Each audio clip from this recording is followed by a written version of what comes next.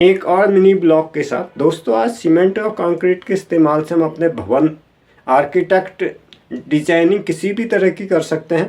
काफ़ी आसान हो जाता है।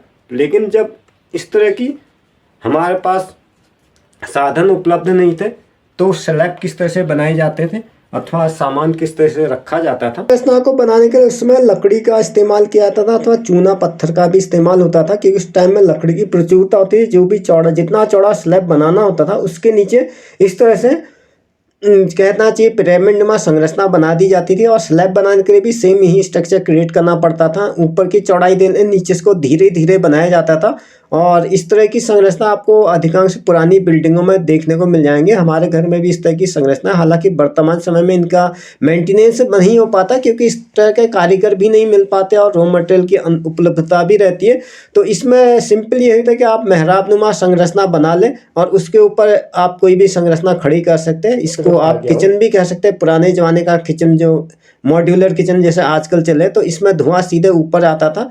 तो ये पुराने ज़माने का मॉड्यूलर किचन है। और आज भी अगर आप नैनीताल रानीखेत की तरफ जाएंगे तो लगभग सरकारी बिल्डिंगों में भी होता था और ब्रिटिशकालीन बिल्डिंगों में तो होता ही था। इसके ऊपर एक चिमनी लगा दी जाती है और यहाँ से धुआं पास होता है। नीचे से इसमें लकड़ी जलाई जाती है और लकड़ी जलाने के बाद जो भी स्मोक बनता है वो कमरे के अंदर नहीं आता। उसकी निकासी के लिए कमरे के बाहर व्यवस्था कर दी जाती है, क्योंकि उस समय की बनावट अलग थी और इस तरह से घरों की बनावट अलग होती है।